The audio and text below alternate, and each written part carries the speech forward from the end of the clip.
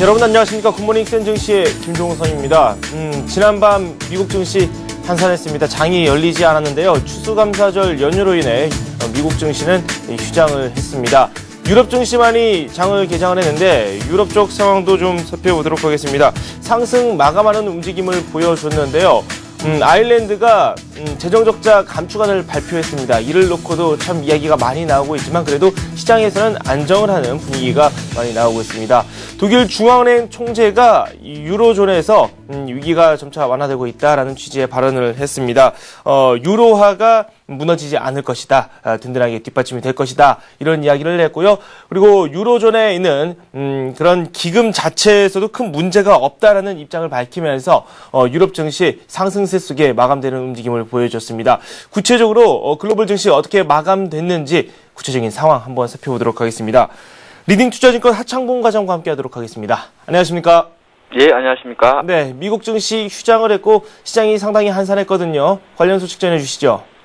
네, 미국 시장 증시 같은 경우 오늘이 추수감사 휴장이었기 때문에 특별한 이슈는 없었던 것 같고, 일단은 오늘 아무래도 미국은 지금 미국 쇼핑 시즌에 대해서 상당히 관심이 많을 것 같습니다.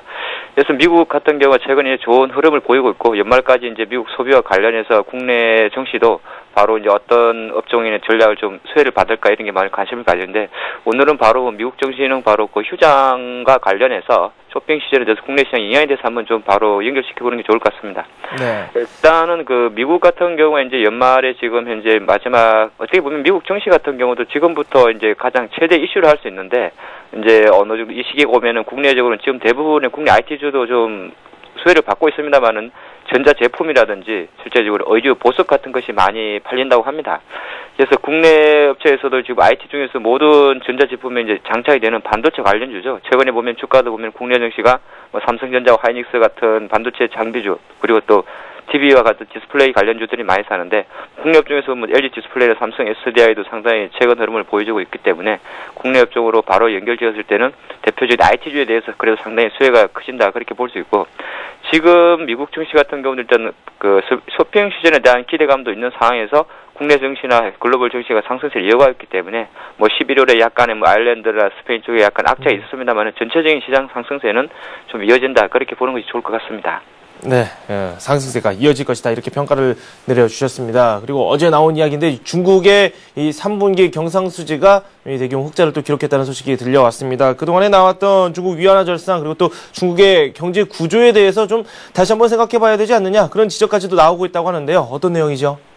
일단 중국 같은 경우 지금 말씀하신 3분기 경상수지 흑자폭이 한 1,023억 달러 정도 나오면서 어느 정도 전년 대비 103% 정도 증가를 했는데, 일단은 흑자 규모만 봤을 때는 GDP 7.2%고 계속 중국의 고성장이 나오다 보니까 미국 쪽에서는 위안화 절상 압력을 계속 가하고 있고, 또 하나 최근에 이제 중국 증시가 사실 상해 지수가 3,000선을 넘어서면서 의미 있는 반등을 보였다가 다시 갑작스런 하향세를 나온 것이 11월 중순에 나온 중국의 제조업 지수라든지 모든 지표 자체가 좋게 나오다 보니까 다시 긴축 우려와 함께 위안화 절상 압력이 계속 높아지는 것 같습니다.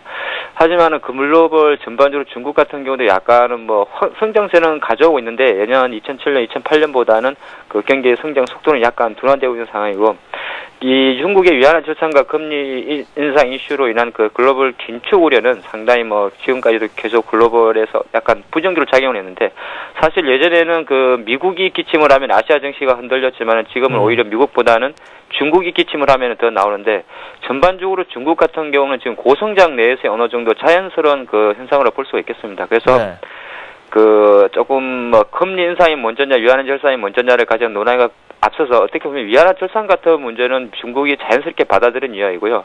미국이 중국의 위안화 절상에 대해서 계속 말을 하는 것은 똑같아요. 그리고 우리가 보통 많이 알듯이 미국의 경상수지나 무역 적자 폭을 자기네들의 잘못을 중국으로 전가시키는 그런 게 있기 때문에 아직까지 지금 어느 정도 중국 정시는 조금 지금 고전을 면치 못하고 있습니다만, 전반적으로 지금 보시는 바와 같이 미국이라든지 유럽이나 다른 여타 아시아 이머징 국가들의 상승세는 전반적으로 다시 더 약간 경계는 합니다만은 이어질 것 같습니다. 네.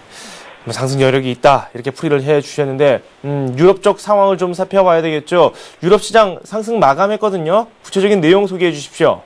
예, 유럽 같은 경우는 이제 금융위기 우려가 좀 제기됐다가 다시 완화되면서 이틀째 상승하는 기염을 토했고요. 뭐 영국 같은 경우는 0.8%, 독일은 한 0.82% 상승을 했는데, 뭐 결정적인 이슈로 봤을 때는 베버 분데스방크 총재의 발언하고 또 바로 하루 전날이죠. 아일랜드가 이제 20% 긴축안을 발표했는데 이 영향으로 이틀 연속 상승이 이어갔지 않나 볼 수 있고, 뭐 아일랜드 한 번 더 이야기 짚어본다고 해도 4년 동안 이제 재정 지출을 20% 줄이고 세금을 다시 늘리는 골자로 하면서 긴축 계획을 발표한 영향으로 유럽 증시는 상승을 했었고, 어제 같은 경우도 약간 혼조세를 보였습니다만은 또 베버 총재의 발언이 나오면서 좀 상승을 했던 것 같습니다.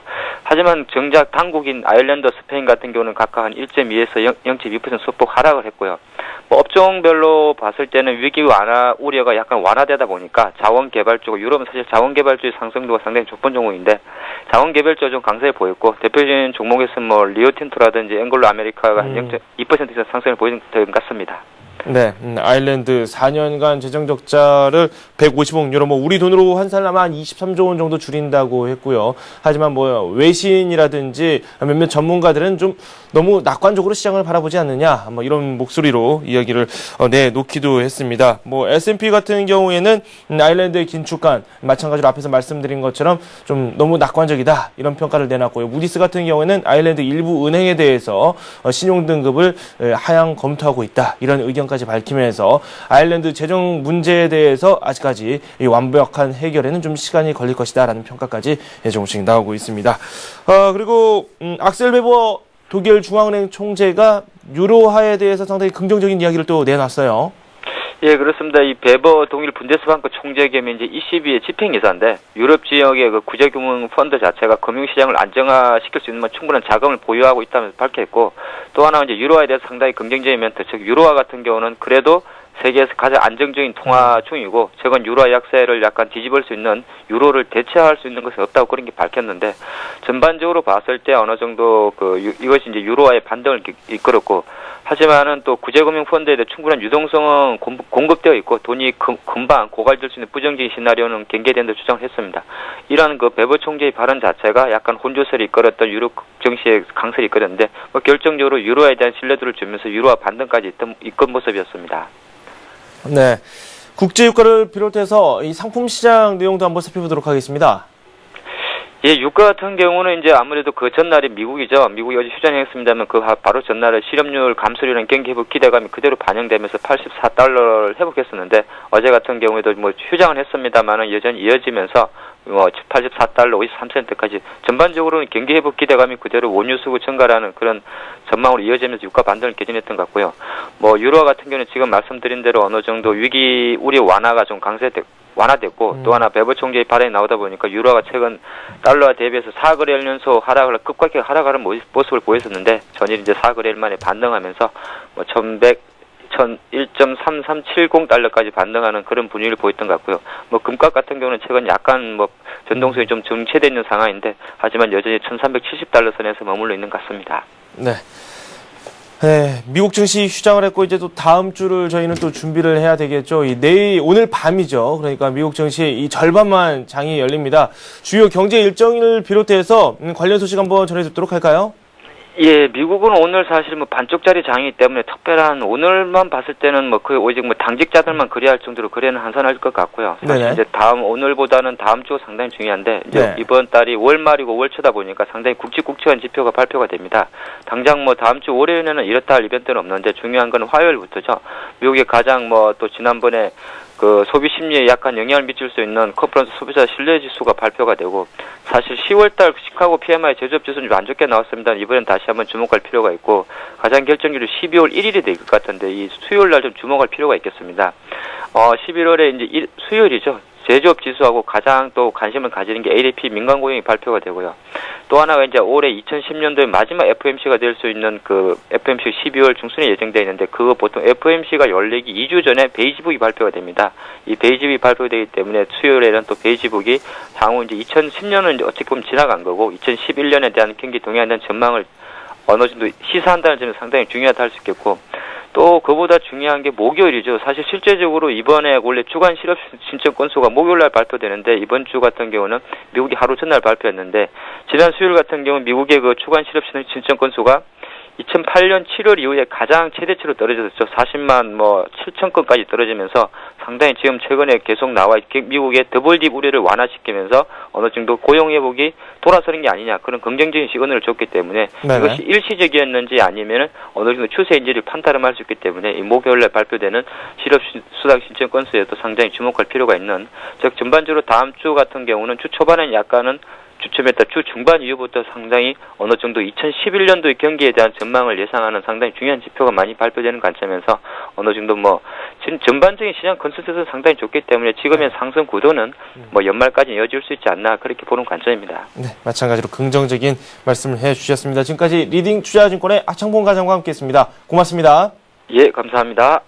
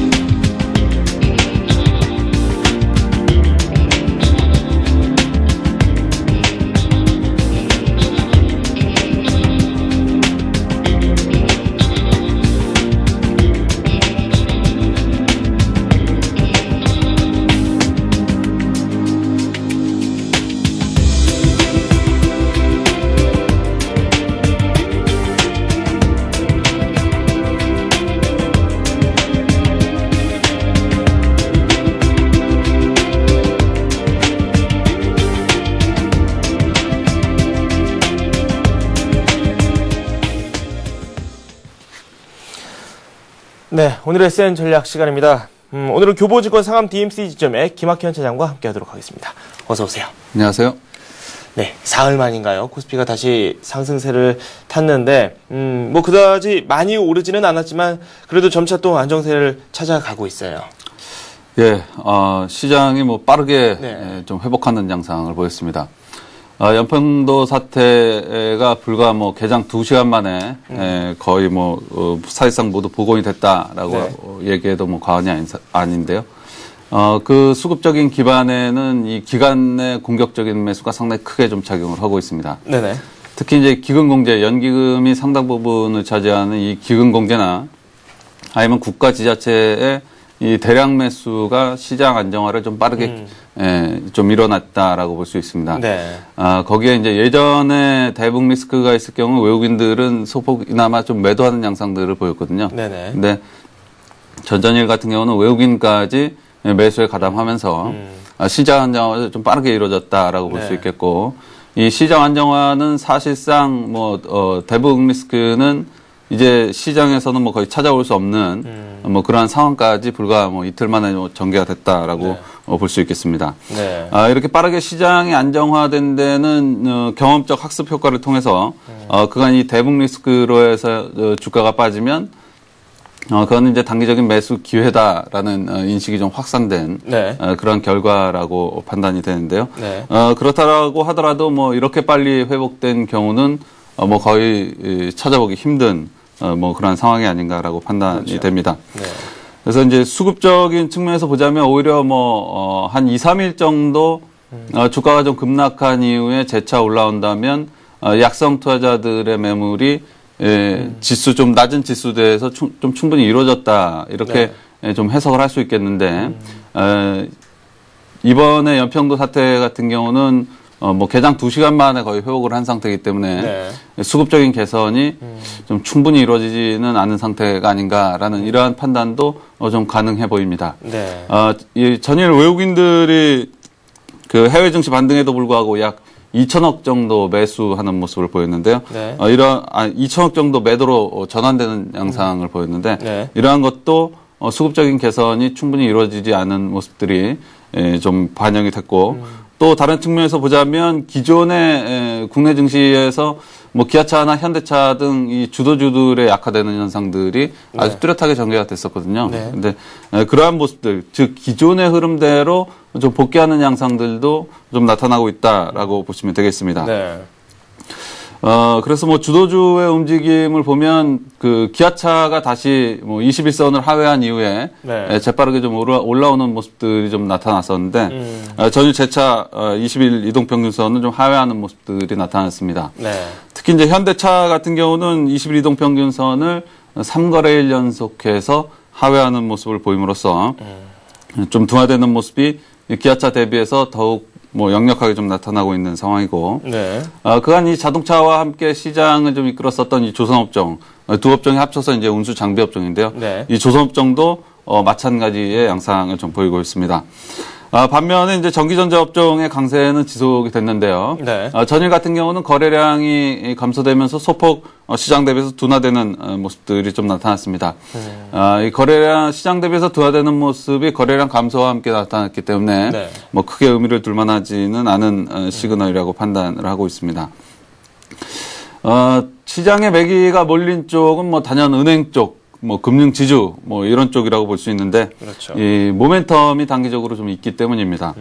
이제 하나금융지주의 외환은행 인수로 해서 외국인과 기관의 대량 매수가 유입이 계속 지속되는 가운데서 네. 뭐 금융지주들이 강세를 보였는데 전일 같은 경우는 특히 이제 우리금융을 중심으로 해서 강세가 펼쳐지는 모습이었습니다. 네네. 이제 하나금융지주 같은 경우는 이제 서서히 매기가 좀 둔화되는 양상들이 좀 나타났고, 네.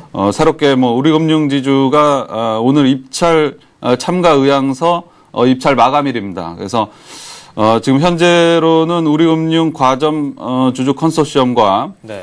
사모펀드인 이제 보거펀드 그리고 중국의 공상은행 뭐 이렇게 외국계 금융사 및 펀드 등이 입찰에 참여한 것으로 전해지고 있는데요. 네.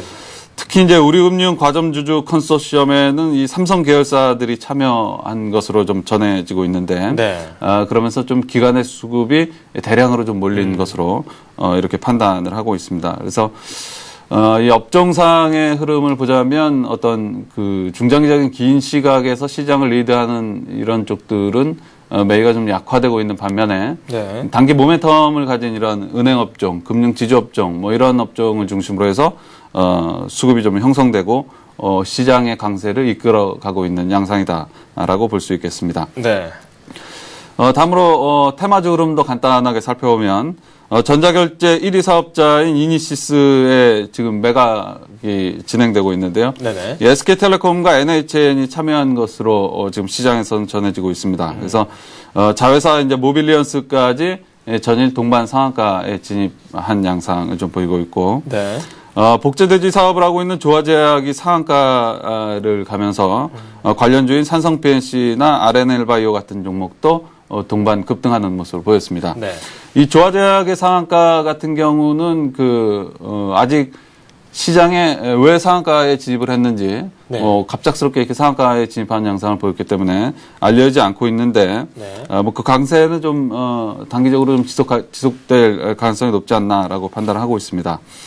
마지막으로는 이제 브라질 고속철 입찰을 앞두고 우리나라와 브라질이 컨소시엄 협약식을 가졌다는 소식으로 해서 이 철도 관련주들이 장중에 급등하는 현상이 좀 펼쳐졌습니다. 네. 이 대오에이엘이 장중에 상한가에 진입을 했고, 대하태아이나 세명전기 같은 종목도 장중 10% 넘게 급등을 했었는데, 네. 장 막판에 뭐 한 1, 20분을 남겨놓고 뭐 대부분 다 다시 상승폭의 상당 부분을 좀 반납하는 양상이었습니다. 네. 이렇게 뭐 전체적으로 시장을 보자면 이 대형주 쪽에서도 이 단기 모멘텀이 있는 쪽들로 해서 시장의 수급이 좀 형성이 되고 네. 그 매기가 전이가 되고 이 테마주들의 흐름이 최근에 사실 그 테마주들이 맥을 못 쳤었습니다. 네. 이 대형주들의 변동성이 상당히 높아지면서 테마주들이 상당히 둔화되는 모습을 보였었는데 이 테마주들이 서서히 살아 움직이는 그러한 양상들까지 좀 나타나고 있습니다. 네. 어쨌든 뭐 단기적으로 우리가 좀 주목해야 될 부분들은 해외 증시가 중국이든 뭐 미국이든 단기적으로 낙폭이 뭐 전전히 좀 회복을 했지만 그래도 단기적인 낙폭이 좀 큰 상황인데 네.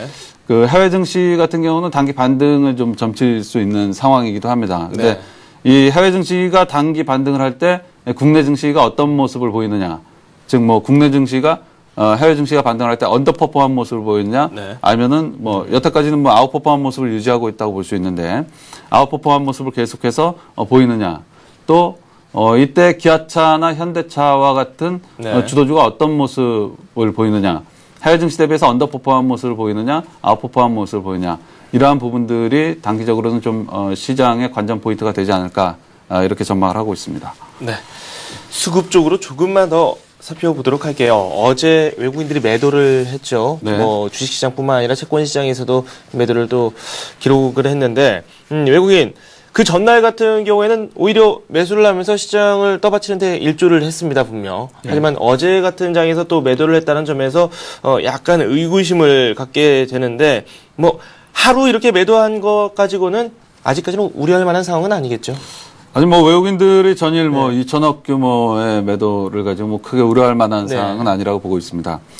사실 뭐 그 전전일 그 연평도 사태 이후에 그 전일 시장이 개장을 하기 전에 이제 그 모욕계 쪽에서 국내 증권사에 사실 대규모 자금을 좀 아침에 집행해 달라. 지수가 많이 빠질 경우에 대규모 자금을 집행해 달라.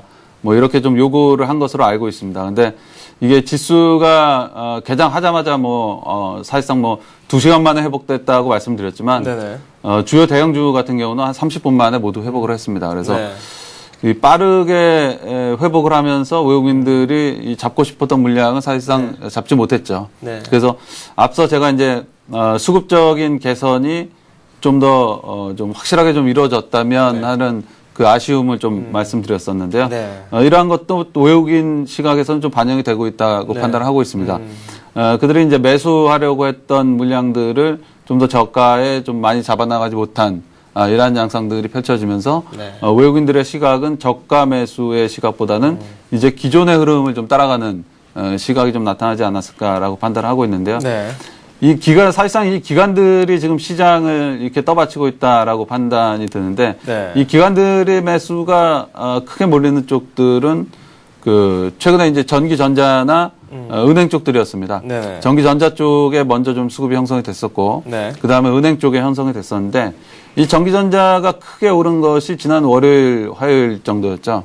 이 월요일, 화요일 정도, 특히 이제 월요일 같은 경우는 이 증권사의 2011년 전망이 전망의 리포트들이 굉장히 많이 폭주한 날이었습니다. 즉 뭐 어떤 종목들이 전기전자의 뭐 어떤 종목들이 굉장히 좋아가지고 다른 종목들을 추천을 안 하면서 이 전기전자 종목들을 추천을 한 것이 아니라 2011년도 전망을 근간으로 해서 좀 추천을 했다는 거죠. 그래서 이렇게 전체적으로 증권사들이 전망을 하면서 추천한 리포트들은 사실 뭐 크게 의미를 둘 만하다라고는 볼 수 없을 것 같은데요.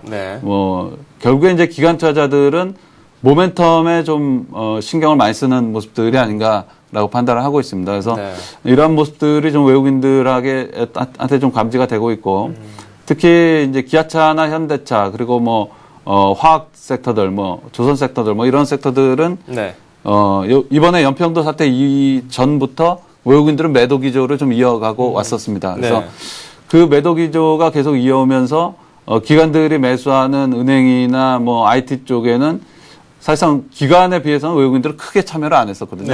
그래서 이러한 부분들의 매수가 좀 약화되면서 자연스럽게 외국인들은 좀 순매도로 전환된 결과가 아니겠는가라고 보고 있는 겁니다. 그동안 좀 우리 시장을 바라보시면서 약간은 보수적으로 시장을 바라보셨고 저희에게 말씀도 해주셨어요. 예. 네. 지금 말씀하신 내용들 한번 분석을 해보니까 조정을 받아야 할 이벤트에서 조정을 받지 않고 오히려 그 부분에서 좀 정체된 모습을 보이면서 수급이 약간 원활하게 전개가 되지는 않은 것 같다 이렇게 말씀을 해주셨거든요. 예. 그에 따라서 좀 저희가 투자 전략을 세우는 데 있어서도 약간 변화가 불가피해 보여요. 어떻게 예. 보십니까? 기존에 계속해서 이제 좀 보수적인 투자 의견을 개진을 네. 했었는데요. 만약에 이번에 그 지수가 충분히 만약 조정을 받고 한 2, 3일 정도의 시간적인 조정, 즉 기간적인 조정이죠. 네. 이 기간적인 조정과 함께 가격 조정을 충분히 받았다면 중장기적으로는 뭐 기존의 의견대로 계속해서 보수적인 의견을 가져가더라도 네. 이제 단기적으로는 뭐 긍정적인 의견을 좀 가져갈 수 있다라고 볼 수 있겠는데요.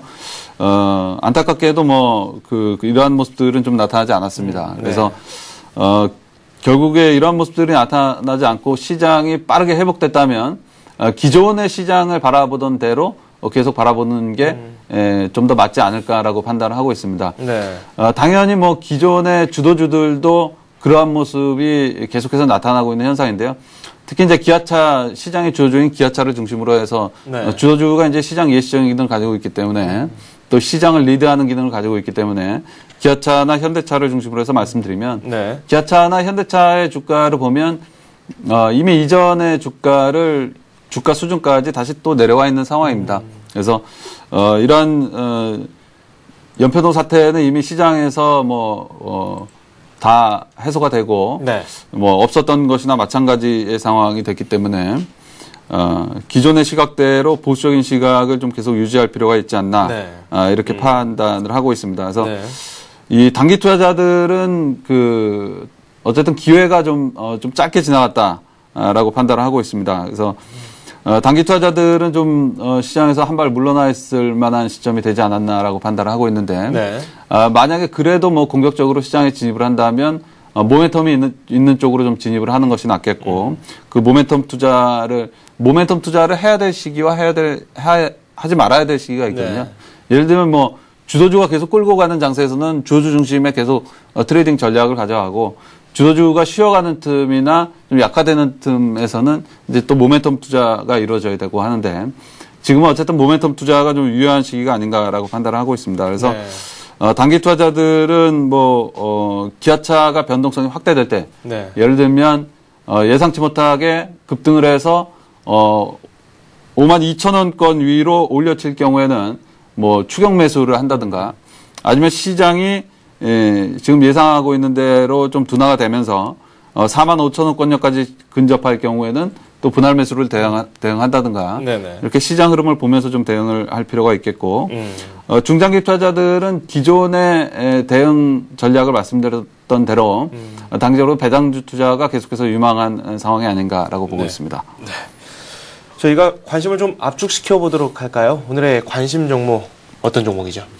예, 오늘의 관심 종목을 말씀드리기 전에 네. 일단 2011년도에 가장 유망한 그 실적 모멘텀이 있는 이 산업들이 어떤 산업이 있는가 두 개 산업을 한번 말씀드려 보도록 하겠습니다. 2011년도의 실적 개선이 아주 뚜렷할 것으로 전망되는 이런 대표적인 산업은 이 AMOLED와 터치스크린 산업이라고 볼 수 있습니다. 네네. 지금 그 스마트폰 시장에서 애플과 구글 진영의 싸움이 좀 치열하게 좀 전개가 되고 있는데요. 네. 특히 이제 구글 진영을 대표하는 쪽들이 소니라든가 삼성 이런 쪽들이 있는데. 네. 이 중에서 이제 삼성이 선택한 차별화된 기술이 바로 이 AMOLED 기술입니다. 네. 이 AMOLED 같은 경우는 내년에 이제 삼성 SMD 같은 경우는 그 대규모 투자를 지금 계획을 하고 있습니다. 네. 또한 LG 또한 진입을 하지 않을 수 없는 상황이 아닌가라고 이제 판단을 하고 있는데요. 네. 그래서 이제 AMOLED의 투자가 국내 양대 기업인 삼성과 LG에서 대규모로 이루어지면서 그 관련 기업들의 실적이 내년도에 장비나 재료 기업들이겠죠. 네. 이런 기업들의 실적이 좀 급증할 것으로 이렇게 전망을 하고 있습니다. 또 하나는 이제 터치스크린 쪽인데요. 지금 나오고 있는 이제 스마트폰뿐만이 아니라 얼마 전에 출시가 된 이제 태블릿 PC까지 모두 이제 그 대세는 모두 터치스크린 쪽으로 나가고 있습니다. 네. 여기에 이제 스마트 TV 시장 한 2012년도에 출시가 돼서 2013년도에 본격적으로 이제 시장이 열릴 것으로 판단하고 있는데 네.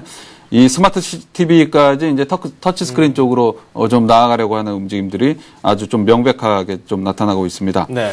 이 터치스크린 분야에서 가장 극적인 턴어라운드가 전개가 될 것으로 판단되는 기업이 시노팩스라는 기업인데요.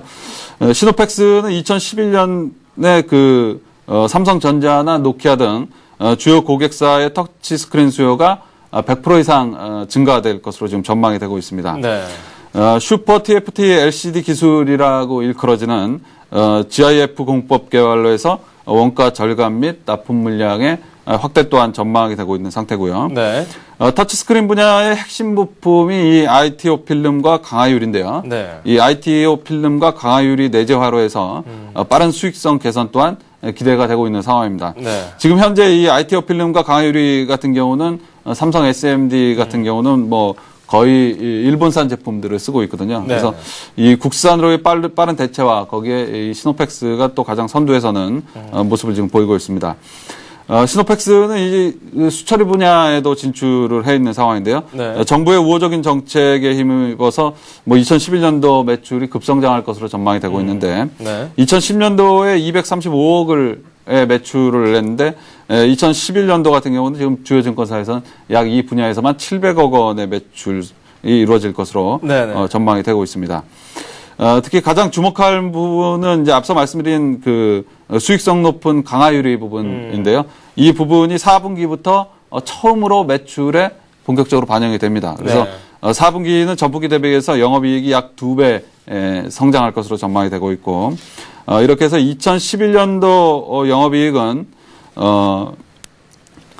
지금 2010년 대비해서 약 5배 이상 성장될 것으로 이렇게 전망이 되고 있습니다. 네. 마지막으로 간단히 차트 흐름 살펴보도록 하겠습니다. 외국인 지분율과 함께 좀 살펴보겠는데요. 최근에 이제 곧 이 5,000원 전후에서 이제 외국인 지분율이 급격하게 오르는 모습들이 좀 포착이 되고 있죠. 네. 외국인 지분율이 거의 뭐 0%에서 지금 6%대 중반까지 좀 올라와 있는 상황입니다. 네. 근데 주가는 최근에 코스닥 시장의 약화와 뭐 여러 가지로 해서 주가는 큰 폭에 좀 둔화되는 모습들을 좀 맞고 있습니다. 시노팩스의 2011년도 ROE는 뭐 30% 후반 정도로 여타 뭐 멜파스라든가 디텍 시스템이라든가 뭐 이런 여타 이 터치스크린 업체와 비슷할 것으로 전망이 되고 있는데 이 PBR 같은 경우는 여타 그 터치스크린 업체들이 모두 다 3배 이상으로 지금 나타나고 있는 반면에 이 시노팩스 같은 경우는 약 1.85배 정도의 PBR을 받고 있습니다. 그러면 비슷한 ROE를 비슷한 ROE가 날 것으로 지금 전망이 되고 있는데 PBR 같은 경우는 여타 경쟁 기업 대비해서 절반 정도밖에 되지 않는 상태죠. 그러면 뭐 규모가 좀 다른 기업들 대비해서 규모가 좀 작다고 하더라도 할인율이 좀 과도하게 받고 있는 상황이 아닌가라고 판단을 하고 있습니다. 그래서 매수가는 전일 대비해서 뭐 소폭 낮은 4,350원 정도로 설정을 하면서 그 지지가로는 4,000원, 1차 목표가로는 6,000원까지 좀 보도록 하겠습니다. 네, 시노팩스 말씀을 해주셨습니다. 네, 지금까지 김학현 차장과 함께했습니다. 고맙습니다. 감사합니다.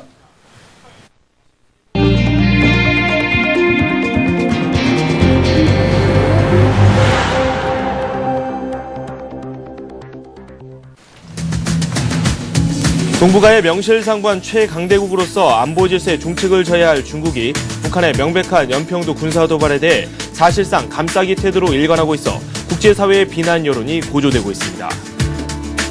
이명박 대통령이 어제 전격적으로 김태형 국방장관의 사의를 수용했습니다.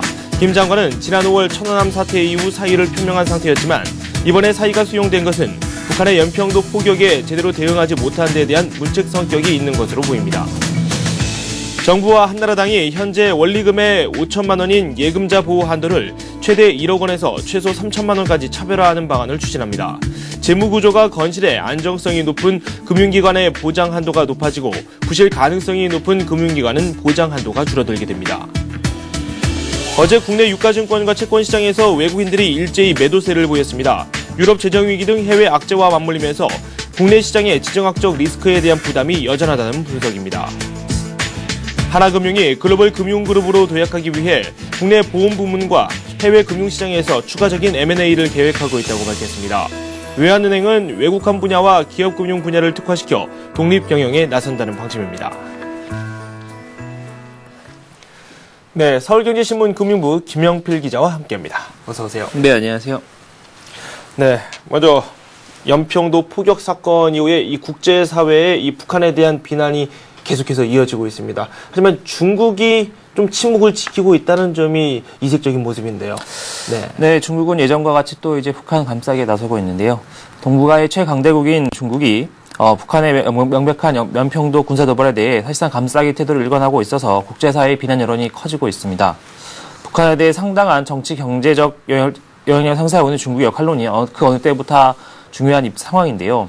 중국 정부는 예의하는 것처럼 한 번 더의 평화와 안정이라는 명분을 내세우면서 강대국의 책임을 외면한 채 연평도 사태의 본질을 흐리고 있는 상황입니다.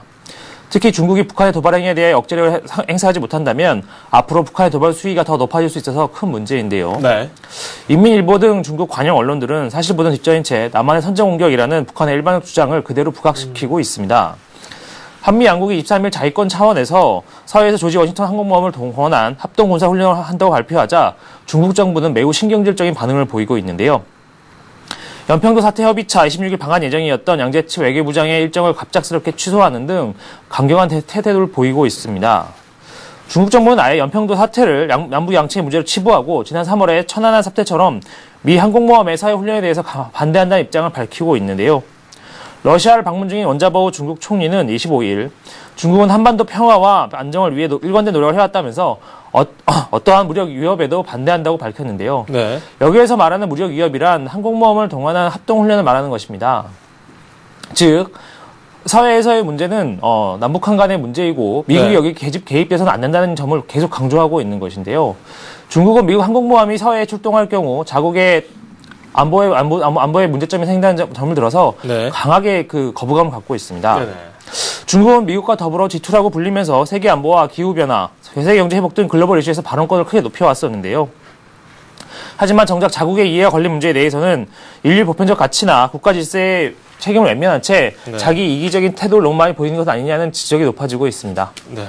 한편 국내에서는 연평도 포격으로 김태형 국방장관이 이 자리에서 또 물러났어요. 네, 김태형 국방부 장관이 전격 경질됐는데요. 네. 이명박 대통령이 어제 북한의 연평도 포격 도발 등에 대한 책임을 물어 김태형 국방부 장관을 전격 경질했습니다. 후임에는 이희원 대통령 안보특보가 유력한 것으로 알려지고 있는데요. 네. 임태희 대통령 실장은 어제 청와대에서 기자회견을 갖고 이 대통령이 오늘 오후 김 장관의 사의를 받아들이려 했다면서 김 장관은 천안 사태 이후 5월 1일 공식 사의를 표명했는데 천안함 후속 조치와 한미 국방장관 회담 등 연속된 현안을 처리를 위해 사퇴서 수리를 미뤄오다가 최근 연속된 군사과 군 분위기 쇄신 차원에서 오늘 사의 수용을 결정했다고 밝혔습니다. 이 대통령은 또 분위기 일신을 위해 김병기 청와대 국방비서관도 교체키로 했는데요. 네. 김 장관의 후임 인선과 관련해 청와대는 이날 오후 김황식 국무총리 협의를 했고 오늘 중 자체 청문회를 거쳐 후임 인선 결과를 발표할 수 있을 것이라고 예상된다고 밝혔습니다. 청와대는 지난 23일 북한의 연평도 포격 도발 이후 사실상 후임 국방장관 인선에 착수해서 후보군을 2배수로 압축한 것으로 알려졌는데요. 네. 후보는 이 특보가 유력한 가운데 김인정 청와대 경호처장, 안광찬 전 비상기획위원장 등도 거론되고 있는 것으로 전해졌습니다. 네. 임 실장은 후보군의 실명 언급하지는 않았지만 군 출신이 후보군에 올라 있으면 현역이 아니라 예비역이라고 밝혔는데요. 하지만 이번 경질 사건에 대해서 아무래도 희생양 찾기가 아니냐는 비난의 여론이 급등하고 있습니다. 네. 사실 이명박 대통령이 첫날이죠. 사건이 있은 첫날 확전되지 않기를 바란다는 발언이 지금 계속 문제가 되고 있는데요. 네. 이 대통령이 군 미필자라는 점을 예를 들어서 군에 대한 제대로 된 이해가 없고 이에 대한 문제점으로 국방부 장관 희생양을 삼은 것이 아니냐는 여론이 계속 비등하고 있는 상황입니다. 네, 그렇군요. 잠시 저희가 관심을 옮겨보도록 하겠습니다. 이 예금자 보호 한도가 차등화된다고 합니다. 지금까지는 원리금의 한 5천만 원 선까지는 이 원금을 보장해주는 그런 제도가 시행되고 있었는데 이게 약간 바뀐다고요? 네, 정부가 현재 원리금의 5천만 원까지 보호하는 예금자 보호 한도를 최대 1억 원에서 최소 3천만 원까지 예금 기간별로 차등화하는 방안을 추진합니다. 네. 이에 따라 재무구조가 건실해서 안전성이 높은 금융기관은 보장 한도가 높아지고 부실 가능성이 높은 금융기관은 보장 한도를 하향 조정하게 되는데요. 최근 저축은행 개정 부실화가 우려되는 상황에서 예금보험기금의 건전성 강화를 위해 금융권역별 공동개정 신설도 추진하게 됩니다. 네. 다만 이 방안은 의원 입법 형태로 이르면 내년 2월 정기국회에서 통과될 전망인데요. 네네. 정무위원회 소속 이사철 한나라당 의원은 이 같은 내용을 바탕으로 한 예금자보호법 개정안을 어제 발의했습니다. 금융위원회 및 예금보험공사에 따르면 정부는 예금 취급 기간에 자산규모나 건전성 등에 관계없이 네. 현재는 일률적으로 1인당 5천만 원까지 예금에 대해서 보장을 해주고 있는데요. 네. 이에 대한 차등화 방안이 추진되는 것입니다. 일부 금융기관과 예금주가 5천만 원의 원리금을 보장한다는 맹신으로 도덕적 해이가 심각하다는 판단에서인데요. 네네. 예를 들면 지금 저축은행 같은 경우에 높은 금리를 받을 수 있다는 점에서 많은 사람들이 몰리고 있는데 네. 예금자 보호 한도인이 원리금까지 5천만 원이 보장된다는 점을 이용해서 4,700만 원의 원금을 여러 군데 저축은행에 쪼개서 넣는 경우가 많습니다. 네네. 즉 부도가 나기 직전인 저축은행에 대해서도 높은 금리를 받을 속셈으로 4,700만 원까지 쪼개넣는 경우가 굉장히 많은데요. 네네. 이에 대한 도덕적 해이가 매우 심각하다는 게 정부의 판단입니다. 네. 현행 5천만 원에서 그렇기 때문에 현행 5천만 원에서 부도 위험이 낮은 금융기관은 최대 1억 원까지 보호 한도를 높이고 주로 네. 은행이 될 것 같습니다. 네. 부도 위험이 높은 금융기관은 최소 3천만 원까지 예금 보호 한도를 낮추는 방안을 고려 중입니다. 즉 3천만 원은 앞에서도 말씀드렸듯이 저축은행 같은 경우 현재 5천만 원, 3천만 원 낮아질 가능성이 매우 높은데요. 네. 이와 함께 저축은행에 잇따른 부실로 저축은행 개정의 부실화가 초래되면서 전체 예금보험 기금 개정이 부실화되는 것을 막기 위해 권역별 공동개정을 추진합니다. 공동개정이란 지금 현재는 은행이면 은행은 은행에서 내는 예보료는 은행에 파산이 됐을 때 예금자 보호를 위해 따로 돈을 모으고 있는데요. 네네. 은행과 보험, 저축은행 각 권역별로 나눠져 있는 것을 모두 한 군데에 모아서 네. 저축은행이 망했을 경우 은행에서 낸 돈도 이용할 수 있게 하는 것입니다. 네. 현재 저축은행 개정의 누적자가 3조 2천억 원에 달하기 때문에 이 같은 방안을 내놓게 됐는데요. 네. 정부는 공동개정을 마련할 경우에 저축은행의 추가 부실에 대비할 수 있기 때문에 이 같은 방향이 반드시 필요하다고 주장하고 있는 상황입니다. 네. 그리고 어제 우리 금융시장에 대한 얘기도 한번 해보도록 하겠습니다. 이 외국인들이 연평 포격 사건이 있었던 그날 이후에 대규모로 또 매수를 했습니다. 물론 전체적으로 매수를 했다기보다는 대형주를 중심으로 매수를 좀 했었고, 이게 또 우리 시장을 떠받치는 데 큰 역할을 했었는데, 어제 같은 경우에는 좀 매도를 하면서 차익 실현에 나서는 모습이었거든요. 채권 시장도 마찬가지였어요. 네, 역시 외국인들이 발빠르다고밖에 볼 수 없는데요. 네.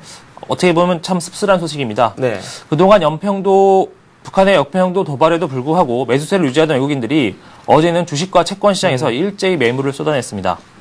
이날의 매도가 한국으로부터의 외국인의 추세적인 이탈이라고 단정짓기는 어렵지만 네. 유럽 재정 위기든 해외 악재와 맞물리면서 국내 시장의 지정학적 리스크에 대한 부담이 표출된 것으로 보이는데요. 네. 하지만 대부분의 경우 외국인들이 폭격 후 첫날에는 매수세를 유지하다가 다음날 판 것으로 보아 차익 실현에 나선 것이라는 분석이 지배적입니다. 즉 첫날 떨어져야 하는 시장에서 매수세를 주식을 사들여서 네. 싸게 산 다음에 주가가 다시 좀 부양이 되자 바로 차익 실현에 나선 것인데요. 네. 어제 유가 증권 시장에서 외국인들은 1,717억 원의 매도 우위를 보이면서 5거래일 만에 순매도로 돌아섰습니다. 네. 북한의 연평도 도발에도 매수 우위였던 전날과는 매우 대조적인 모습인데요. 이날 연기금과 투신 등 기관에서 638억 원의 순매수를 보이면서 코스피 지수가 1917.68포인트로 소폭이나마 3거래일 만 상승에 성공했지만 주가는 네. 장중 내내 부진한 상태였습니다. 네. 채권 시장에서도 외국인은 사흘 만에 순매도로 돌아서면서 1,177억 원의 매물을 쏟아냈는데요. 네. 역시 전일에 4,753억 원의 순매수를 기록한 데 비해 180도 입장을 변화한 것입니다. 네. 하루 만에 달라진 외국인의 매매 태도에 대해 해외 악재가 남아있는 가운데 북한의 연평도 도발로 다시 한번 부각된 지정학적 리스크라는 분석이 나오고 있긴 한데요. 네. 유럽의 아일랜드 재정 위기가 IMF 등의 구제금융 등을 통해 점차 완화되고 있긴 하지만 스페인 등 다른 국가로 확산될 가능성이 남아있는 데다 중국 정부의 기축 관련 이슈도 한국 증시에는 부담으로 작용하고 있습니다. 네. 하지만 앞서 계속 말씀드렸듯 외국인들의 이익 실현이라는 모습에서 매우 좀 이를 좋게 보지 않는 증권 관계자들이 많은데요. 채권 시장에서도 외국인들은 어제 오전부터 매물을 던지기 시작해 한때 5천억 원 이상에 가까운 순매도를 기록한 후 네. 오후도 다소 줄었지만 여전히 1,117억 원 이상의 매도 우위를 보였습니다. 네. 특히 이날은 잔존 만기가 짧은 통한증권만 1,900원 어치를 집중 매각하면서 네. 앞서 저가 매수했던 매물에 대해서 차익 실현에 나섰습니다. 네, 그만큼 좀 단기에 매수를 했다, 단기에 매도를 하는 그런 모습을 많이 보여줬다 이렇게 정리할 수 있겠습니다. 그리고 M&A 관련 소식이죠. 이 하나금융지주가 외환은행 인수에 대해서 서명을 했고요. 이제 구체적인 이 작업에 돌입을 하겠죠. 네, 네. 하나금융이 외환은행 인수 계약을 체결했습니다. 금액만 정확히 4조 6,880억 원인데요. 하나금융지주는 어제 오전 11시 현재 시간이죠. 영국 런던에서 론스타와 외환은행 지분 인수를 위한 주식 매매 계약을 체결했습니다. 네.